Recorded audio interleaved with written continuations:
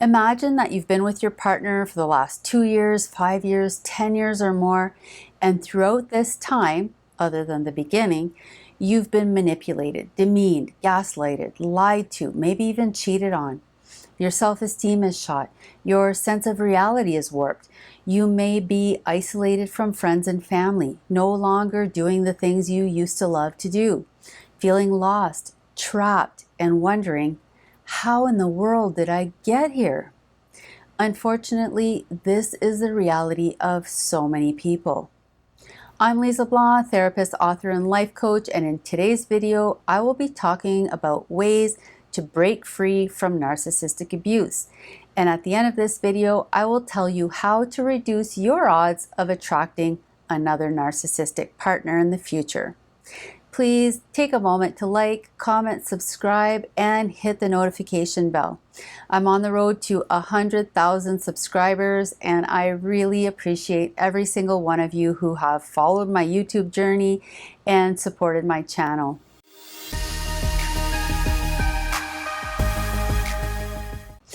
Okay, so let me just take one quick moment to define narcissistic abuse.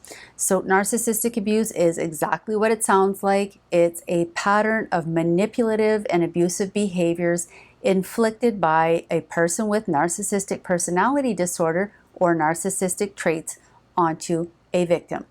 So to learn more about NPD, click on the link above. Okay, so here are 7 tips to help you break free from narcissistic abuse. Number 1, face reality. The first step in breaking free from a toxic relationship is recognizing and acknowledging the situation that you're in. Stop rationalizing and making excuses, and instead objectively examine the patterns and behaviors. Document the good, the bad, and the ugly. Then place it all on a timeline or in a chart so that you can clearly see the cycle of abuse. Now that it's on paper in black and white, you will see how the abuser alternates between showing you affection and care, followed by abusive behavior, and then attempts to repair and reconcile. It's very important to realize that not all interactions are negative or nasty. There are good moments, maybe even amazing moments, which creates hope, making it incredibly confusing and difficult to admit, even just to yourself, what's really going on. Or you may be well aware that you're being abused, but part of you also wants to believe the abuser's promises to change.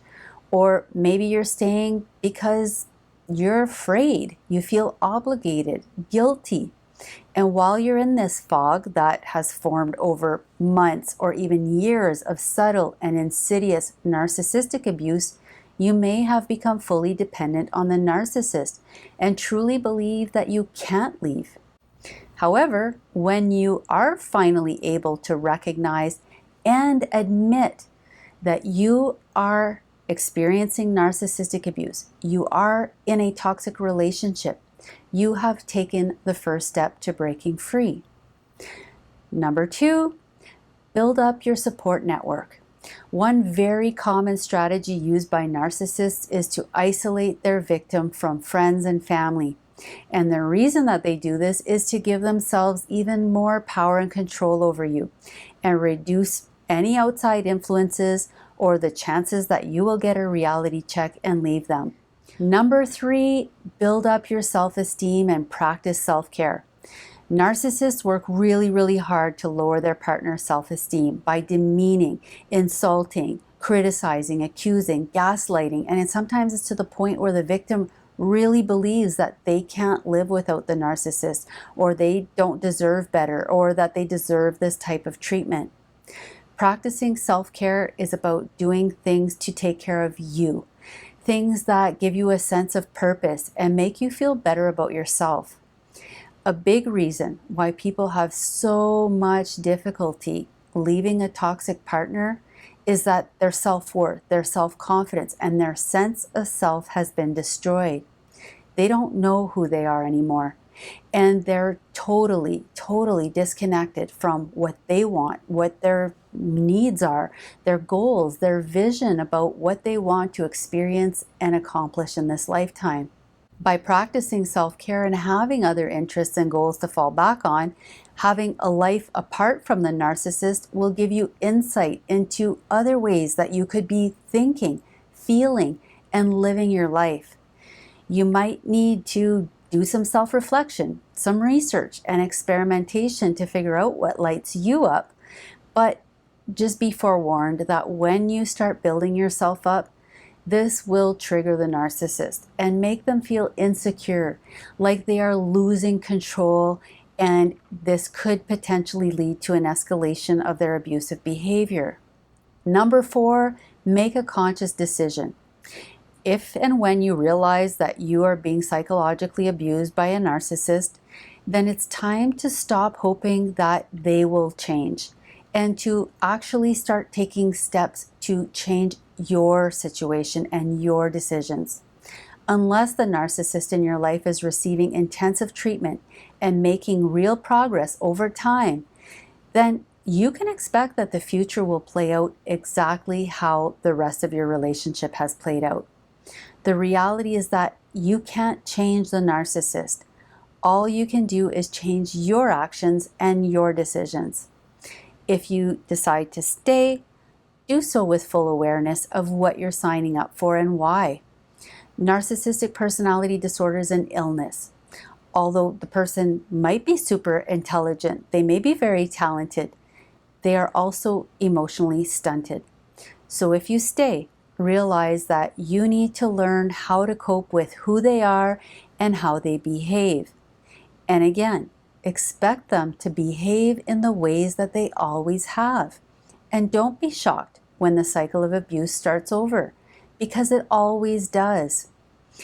If, on the other hand, you decide that you're opting out of this toxic relationship, then make a conscious decision about it and ask yourself, what steps will you need to take? What are your fears? What are the potential consequences of leaving? What are the costs of staying? What are the expected benefits of getting out of this situation? And what obstacles might you encounter? I highly recommend you discuss your decision to leave with a trusted friend or with a professional who can help you overcome these fears and develop contingency plans, because you're probably going to need them. Number 5, if you succeed to leave, don't look back. Often a toxic partner will use emotional and psychological manipulation tactics to try to get you back in the game. This is known as hoovering. So imagine you just gone through all this trouble to end the toxic relationship, and just as you're starting to build your life back up and get back on track, feel like a normal human being again, they show up out of the blue in your inbox, at your gym, or at some event you're attending. They're apologetic, reminiscing, telling you how lost they've been without you, and they just want one more chance.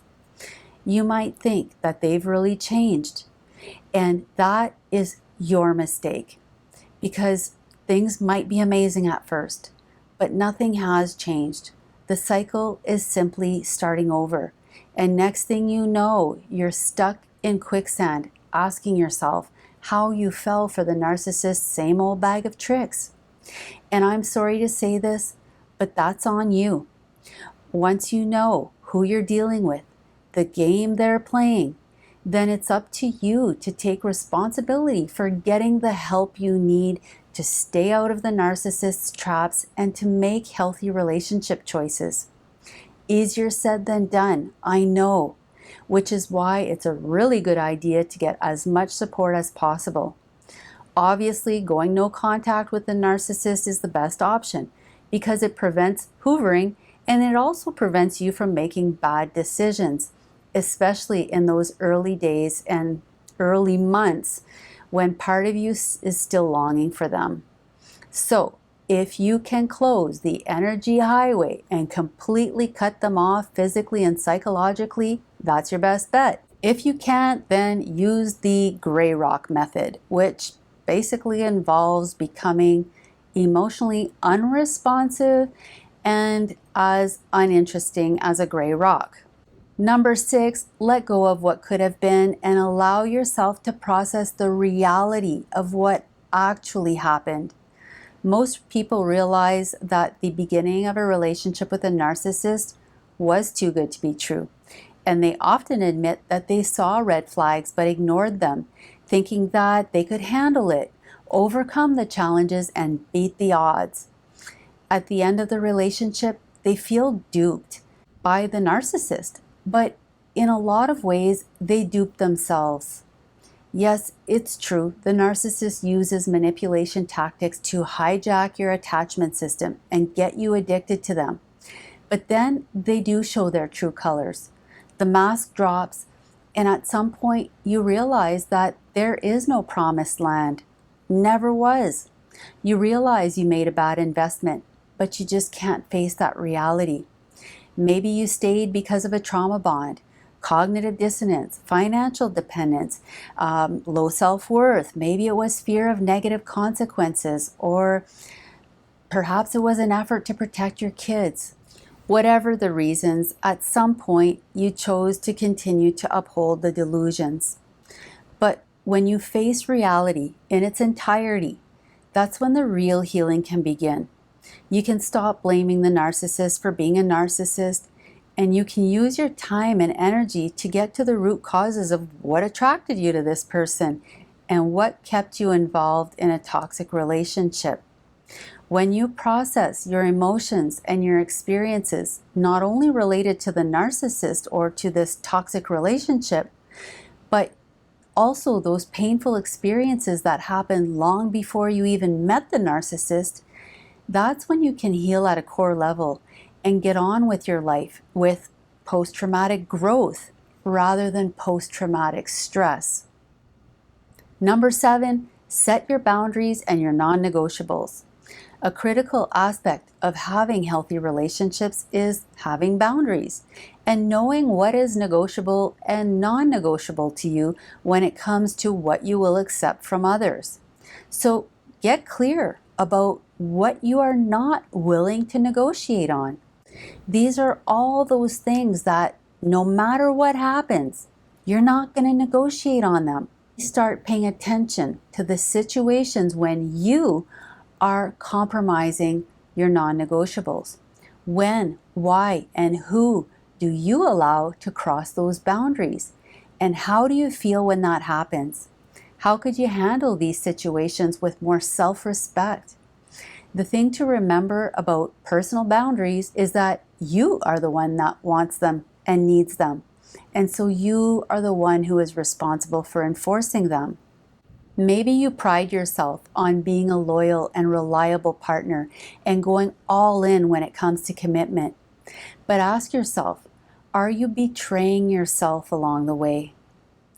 If you've had this type of relationship before and you want to avoid it in the future, consider the possibility that there is something inside of you that needs your attention. There's only so many times that the same problem or pattern can play out before you recognize that you might have something to do with it. And if you need help recovering from a toxic relationship or getting to the root of what got you involved with a toxic relationship, or you want to avoid it in the future, then contact a therapist in your area who has experience with trauma and with narcissistic abuse. Thanks so much for watching. Please take a moment to comment, like, subscribe, and if you're interested in learning more about narcissistic abuse, please click on the link above.